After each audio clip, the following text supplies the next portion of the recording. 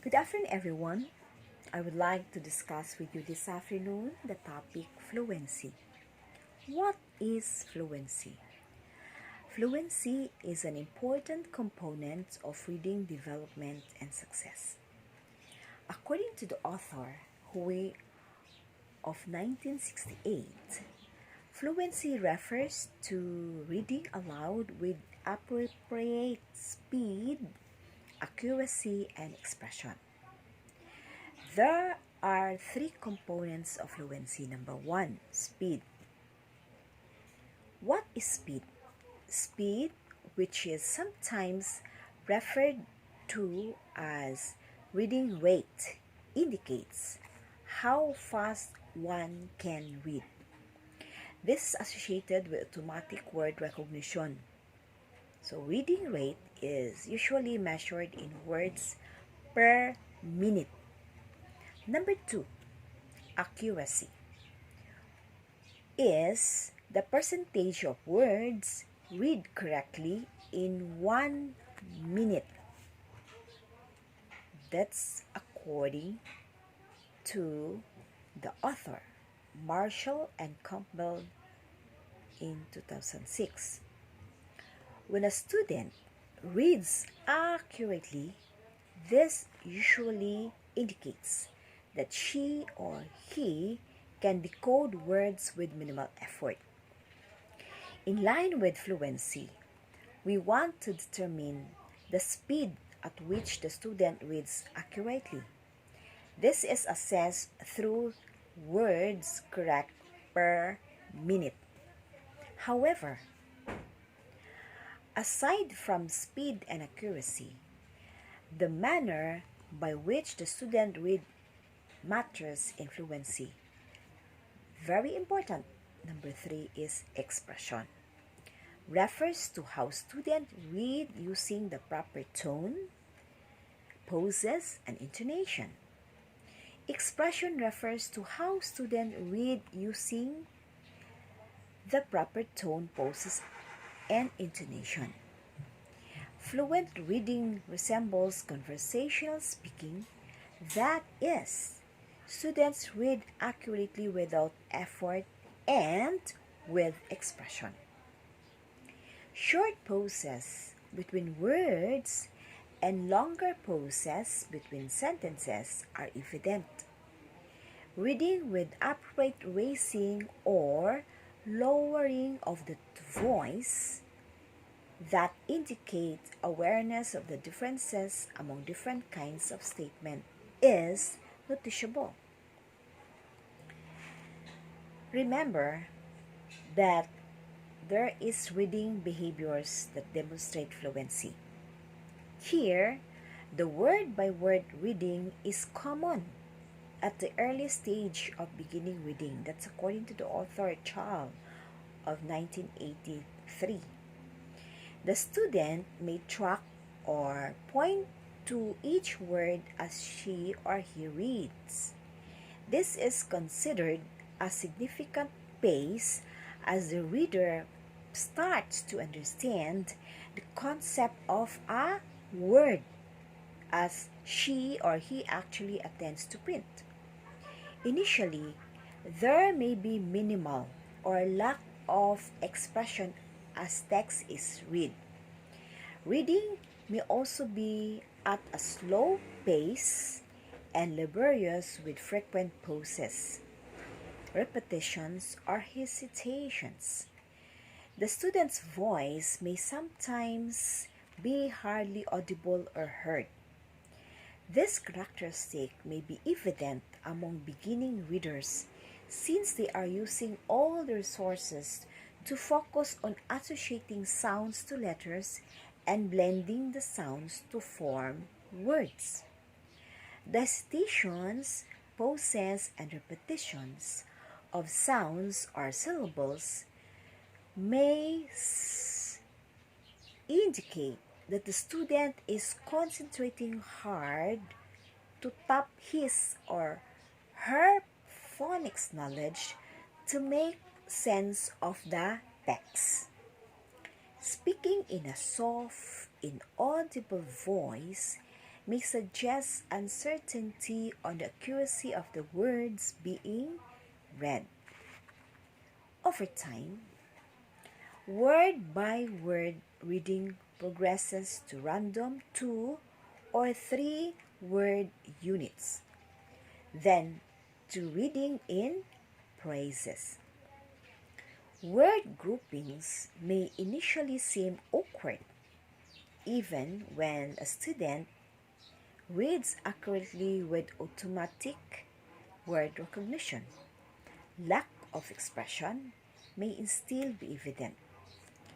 Reading may be in monotone, like reading a list of words rather than connecting text. One possible reason for this could be the student is not reading in phrase units. In the following sentences, a beginning reader may be using random clustering of words as she or he reads. Pauses may be done in inappropriate parts of the sentence.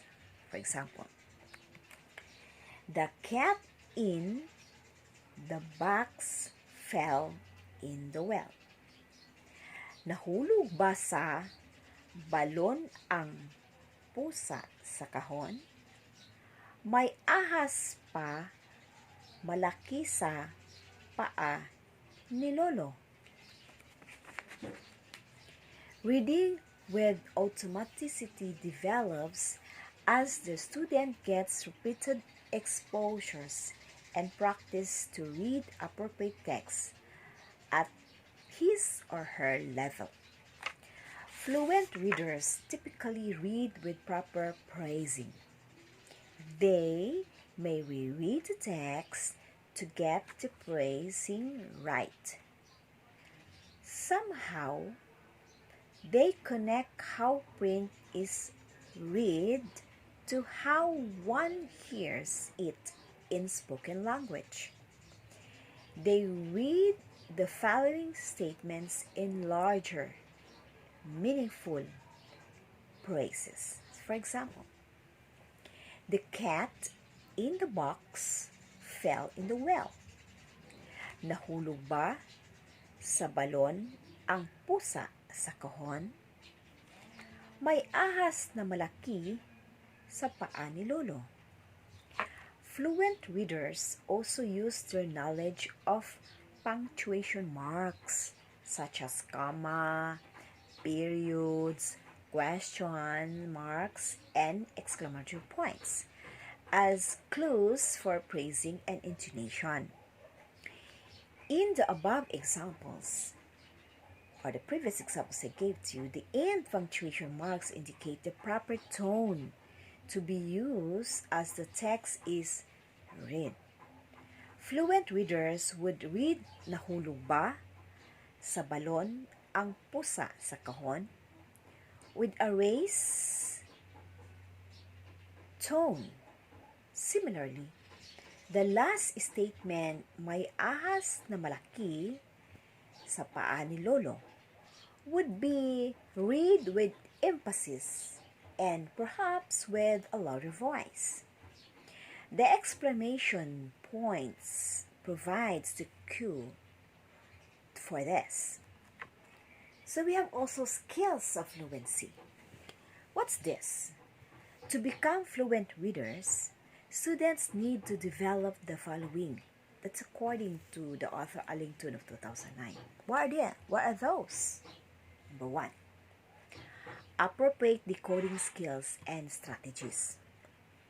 Number 2, wide vocabulary of words that they understand.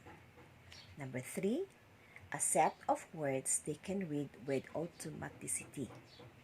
Number 4, the ability to monitor how they read. Number 5, appropriate comprehension strategies as they read.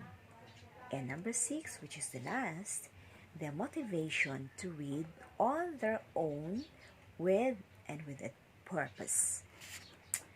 Actually, we have relationship of fluency to reading comprehension. It is important that teachers focus on how students read. Beginning readers use all the resources on blending sounds to form words and words to read sentences. They may read at a particular slow pace with a lot of hesitations and awkward pauses that they may not understand what they have read at the end of a sentence. Some may read accurately but may lack speed in the appropriate expression. Word by word, reading reduces their automaticity and often this has a critical impact on their comprehension. That's according to the author, Allington, 2009. In contrast, fluent readers read with speed and accuracy. They focus less on word recognition. Thus, they can concentrate on making sense of what the print means. They can pay attention to the connections about the ideas presented in the text and their background knowledge. That's according to the author Brewster of 2009. Their cognitive resources are used to make sense of what they read. Fluent readers can focus on decoding words and comprehending text at the same time. They can self-monitor as they read. Pauses and rereadings are done to correct their miscues or to pay attention to appropriate phrasing and punctuations so that they can make sense of what is read. Fluency is the link between decoding and comprehension. In the classroom, it is important to pay attention to how our students read if you are to develop fluency. According to the author Allington of 2009, we have to take note if any of the following behaviors is evident as the students reads. First is lacks recognition of many high frequencies words at a glance. That's number one. Number two, slowly decodes words, usually letter by letter. Number three, lacks decoding skills appropriate for the level.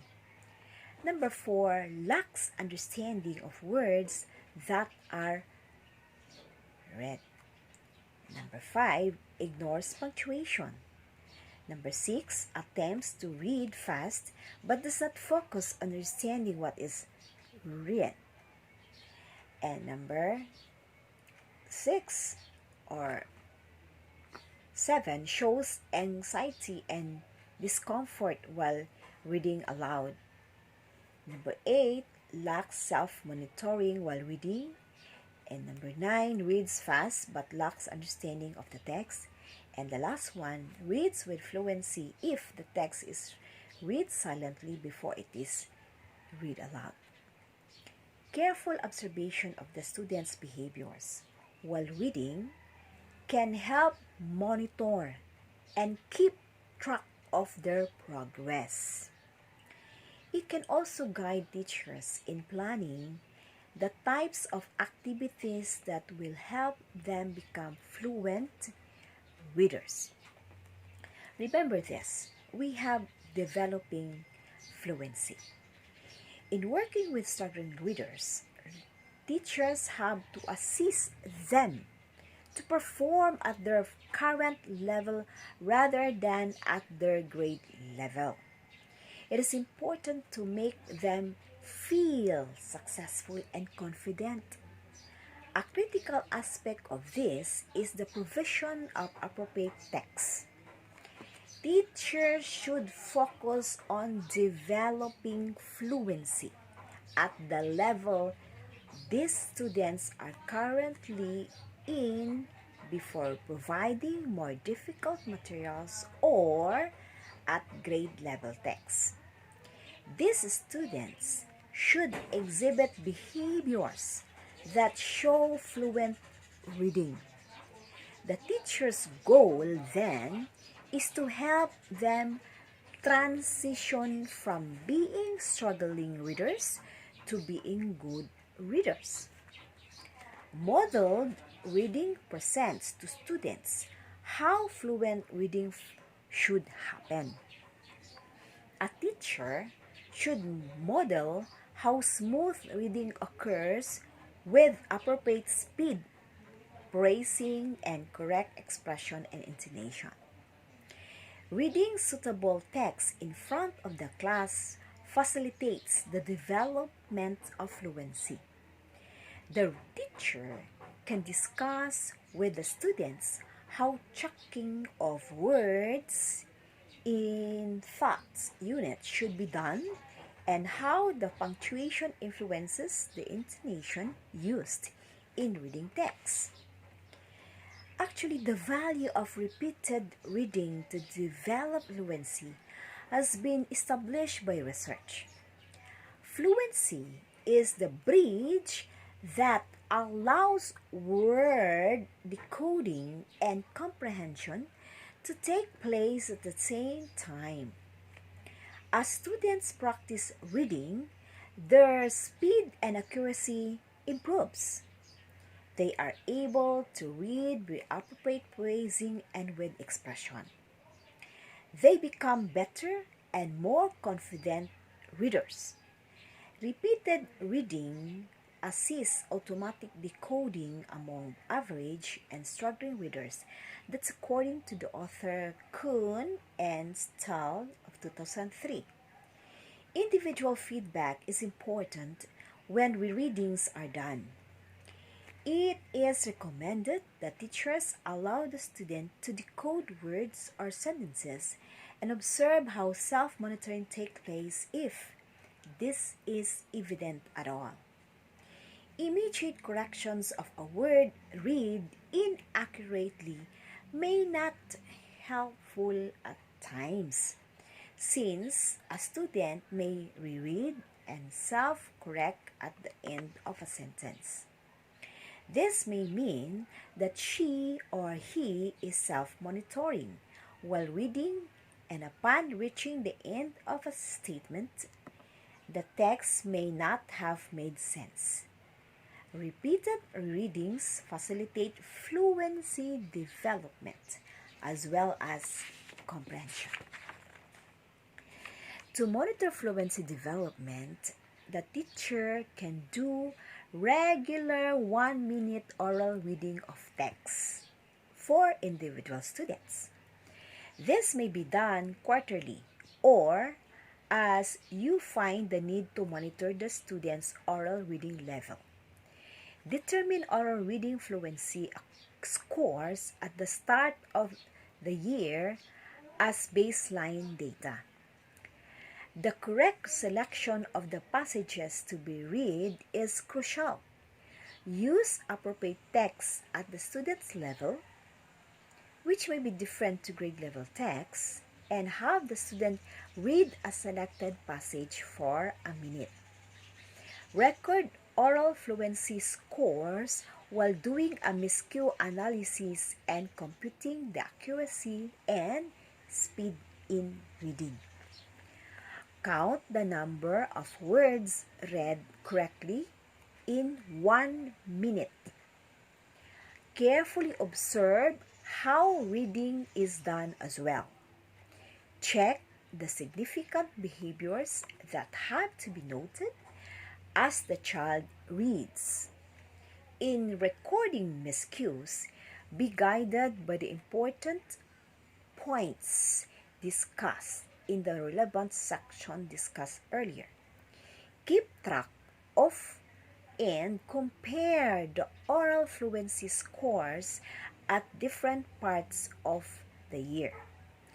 Examine if there is an improvement in the fluency scores in reading the same level of text.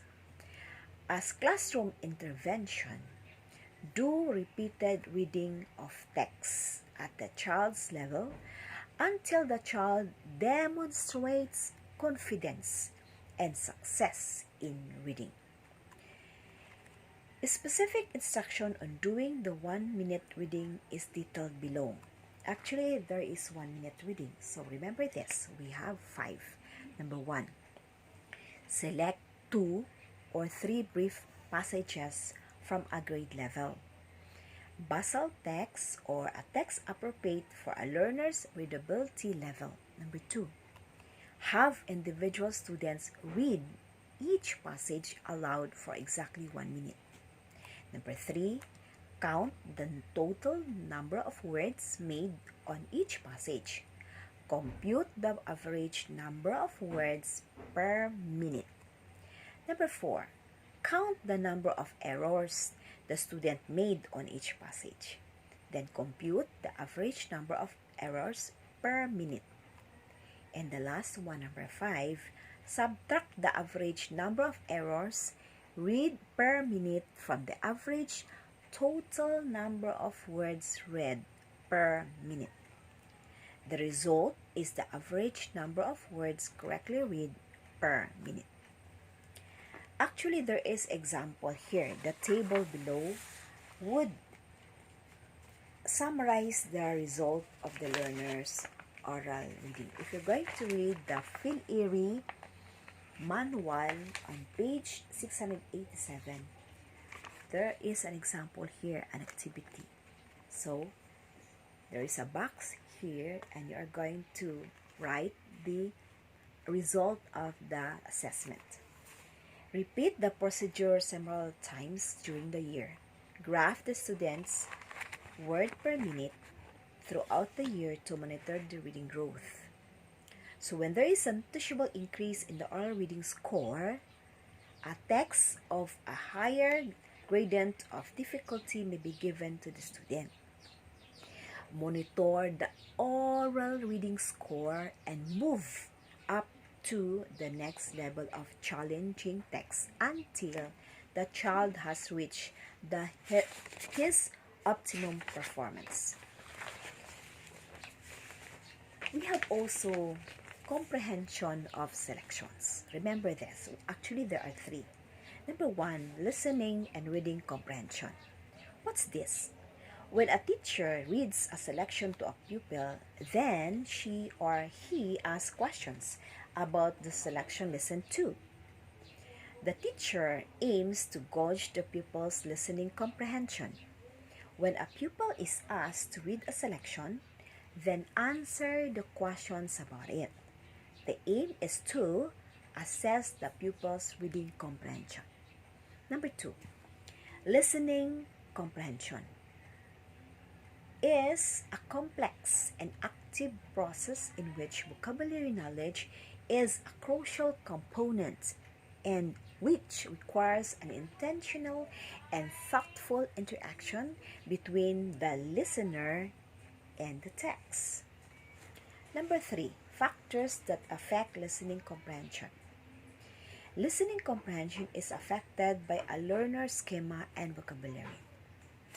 So we have here example, a schema. Actually, there are 2. So you can read this if you open the Phil Eyre manual on page 688. Actually, we have 3 strategies to improve reading comprehension. That's according to the author Palmer of 2004.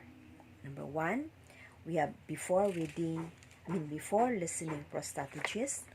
Number 2, we have during listening strategies, and we have under listening strategies, which is number 3.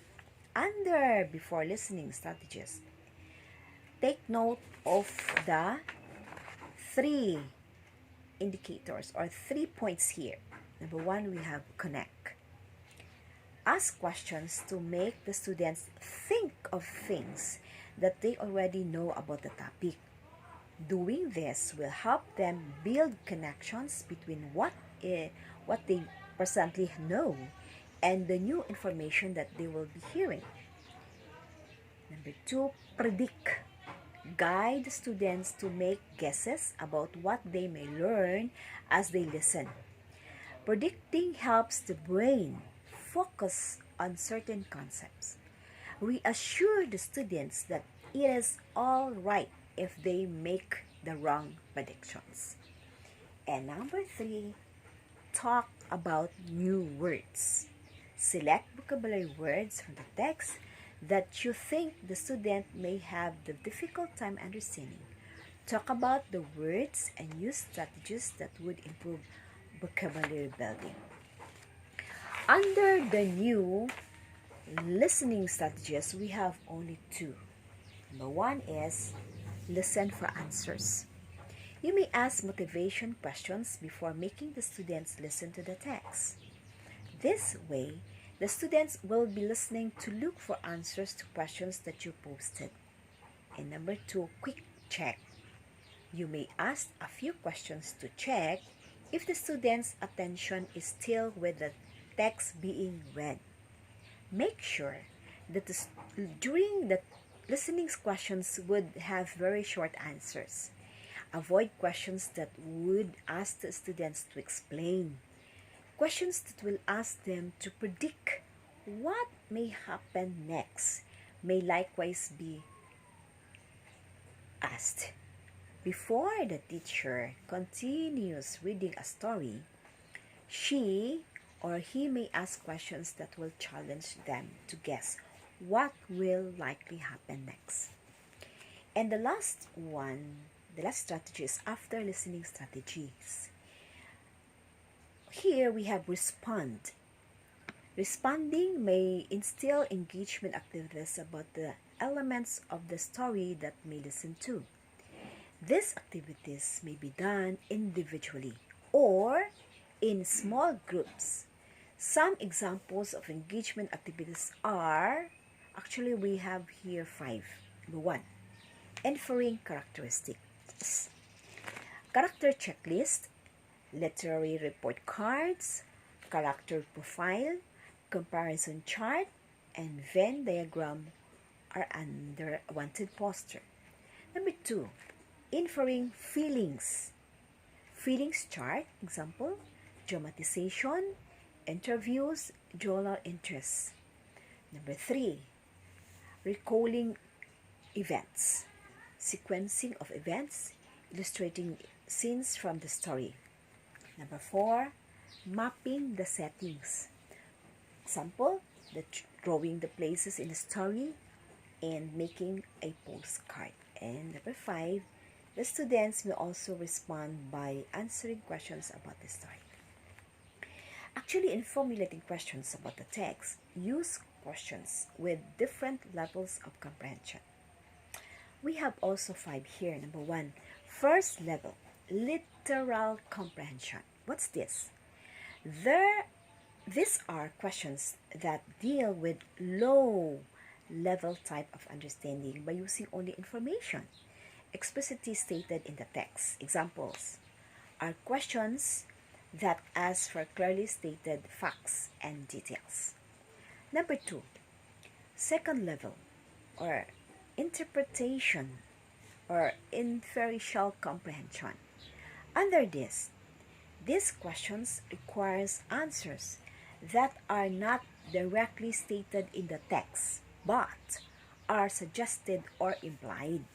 Example, questions that ask for implications, comparisons and contrast, identification of character traits and emotions. And we have the third level, which is number 3, evaluation or critical reading. These questions involve the making of personal judgment on the text by the reader. The children's answers are usually based on their experiences actually. Example in this, evaluation of accuracy and truthfulness, discrimination of facts that opinion, identification of author's purpose, evaluation of values presented. We have the fourth level, or number 4, which is integration or application to self or life. These questions will involve the students to put themselves in place of the character. These questions would bring out practical purposes and values clarification. Example, if you were the character in the story, so the students may add what is their idea. And the fifth level, or the number 5, which is creative reading. These are questions that would involve coming up with new ideas or reproducing the text information in other forms, dramatizing, writing another ending, writing a letter, or musical interpretation. So actually, we have a lot of strategies, but these are the basic. Remember this. This fluency information or knowledge learned from our online capacity building is very relevant. We will be able to progress in our skills. Actually, this is a skills in teaching reading. No? So through this, we'll be able to learn a lot. And of course, we should apply this to our respected students, to our schools, to our class under our care. If we will not put it into action, into actual situation, then it's very hard to understand. I hope that this topic, fluency, will help as teachers to give the best of out of this very actually information, so that we could be able to give our best to our students. So that's all this afternoon. Thank you for listening. Good afternoon. God bless.